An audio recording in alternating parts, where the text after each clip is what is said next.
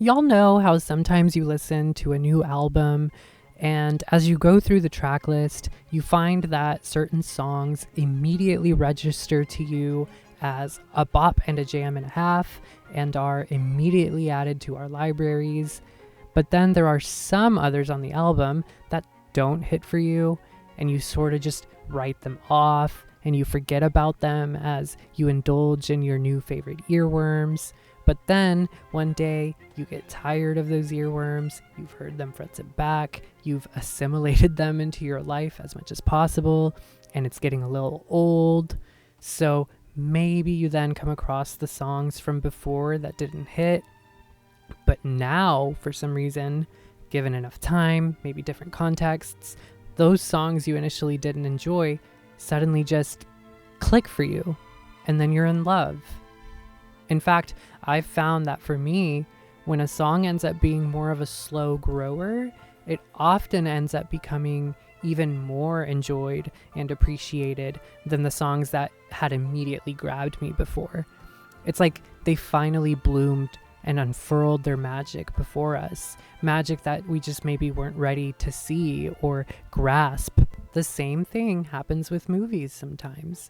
It might take 2, 3, or 4 watches, but sometimes it feels like a veil gets lifted, and suddenly I can see the movie for what it is, for what it's doing, and I let myself be washed in it. No more resistance, seeing it with more nuance. Here are 4 movies that I initially disliked, but now enjoy. I am your mother! Mother did have me when I went to see it. The trailers kept the real meat and potatoes of the movie a mystery, selling us on a psychological thriller-esque home invader vibe set in a gorgeous country home in the middle of a lush green field starring Jennifer Lawrence, Javier Bardem, Michelle Pfeiffer, and Ed Harris, directed by Black Swan director Darren Aronofsky. I was very much intrigued. And frankly, I was hoping it was going to be more of a standard psychological horror flick, and kinda was fully wrong with that. This movie is a spellbinding and mind-boggling story that progresses from the POV of Jennifer's character, simply known as Mother, as she finds that the home she has lovingly cared for and tended to is being invaded by strangers that her husband, known as the poet or him, eagerly welcomes, despite growing tension and rudeness from their guests.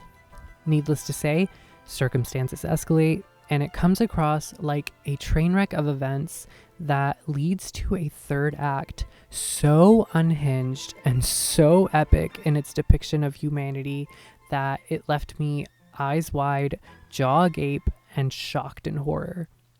It came across like senseless and brutal violence, and at the time, I didn't see the point of it, and I didn't know why the movie was taking the turns that it was taking. I was lost, I was bewildered, and then when I saw something awful happen to an infant in the movie, I seriously had the urge to walk out. I turned to the person that I went to see the movie with and said, I don't think we should be watching this.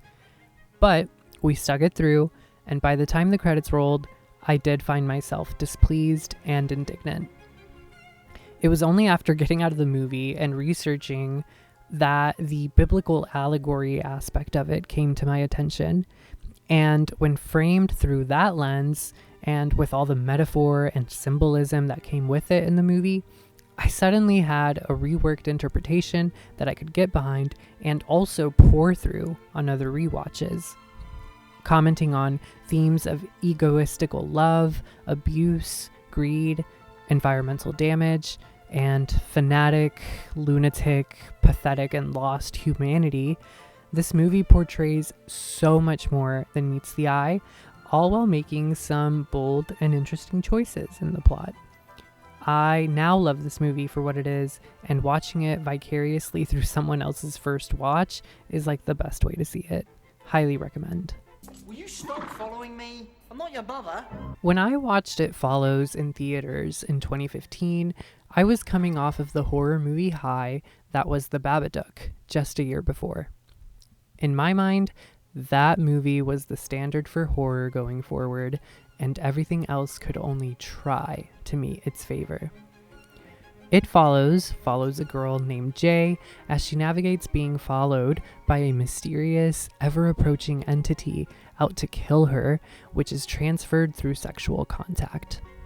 Yeah, the STD allegory didn't really do enough to lift the movie in my eyes. I ended up seeing it as a gloomy, undercooked, and unsurprising movie that ended in a dissatisfying way. But can I tell you what ended up changing my mind? It was the soundtrack. The soundtrack has some moody, nostalgic, and dark music to it that sounds straight out of an 80s B horror movie or a particularly twisted Goosebumps episode.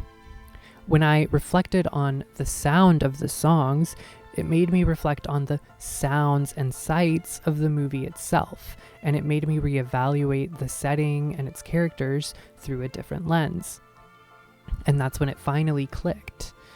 The movie brilliantly holds a hard-to-pinpoint, discomforting energy to it, even in scenes where it's just people doing regular mundane things.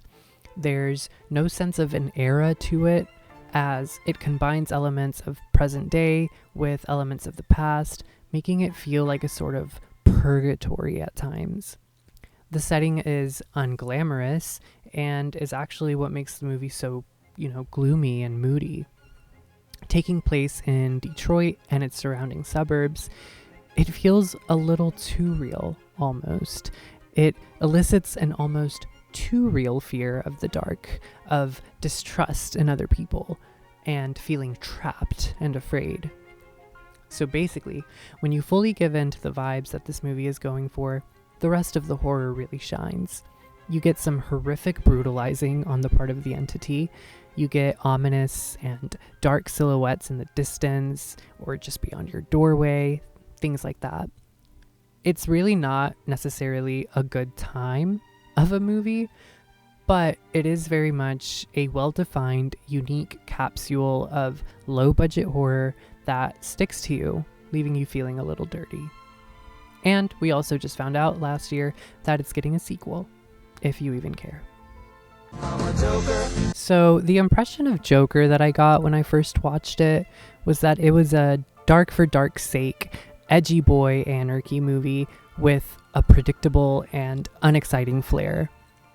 It took me a while to go back and appreciate it for the rabbit hole of anger and depression that it is. It took me a while to see Joker's arc not like a fan watching a comic book movie, but like a human watching another human actively crack and snap in real time, with all the horror and pain that comes with that. Joaquin gives an excellent performance, of course, and you gotta give kudos to the direction and production design for very much putting us in a world seeped in ambiance, just not a particularly good or clean kind. But that is the whole point. There is only one Lord of the Rings, only one who can bend it to his will, and he does not share power. For the longest time, the Lord of the Rings and Star Wars movies all landed in the area of my brain where board game rules and other people's dreams went, into a forgotten oblivion, not to be retained, in one ear and out the other. The lore and the catch-up needed to dive into it just seemed too daunting and established to undertake. I was almost coming from a place of like, these are beloved movies for a reason. Many beholders already see its beauty. I just don't get it, or I don't see it. This remains mostly true for the Star Wars franchise, but a couple of movie marathons of the extended Lord of the Rings movies later, and I can finally appreciate them for the detailed, high-level artistry that they are. Everyone was on point here. Fight choreography, visual effects, cinematography, directing, scoring, and acting were all top tier. There was a mission to faithfully adapt the books, and that's exactly what everyone delivered. What used to get me about these movies is that they just seemed so boring, and their lengths would lead me to mismatch and mix up what happened in them as I got exposed to them in bits and pieces over my life. Not to mention that it became such a widespread part of the pop culture zeitgeist that it felt like I knew everything I needed to know about it already. But something about the way that it takes its time, the way that it immerses you in various journeys that meet, separate, overlap, and dance around each other in an epic fight of good versus evil, light versus dark, makes for an all-encompassing experience. The way that it so quickly and smartly establishes who each character is and what they're about leads to you connecting with them so much more effectively, making seeing these characters interact with each other a genuine treat, and making us fear for them and root for them when they're in the middle of dark times. I don't know, I just see these movies as comfort movies of a sort at this point, as classic pillars of goodness that will always be there when desired, like Earl Grey tea. What movies were you not initially sold on and have since come around on? Let me know down below, and stay tuned for another entry in this series. Thank you.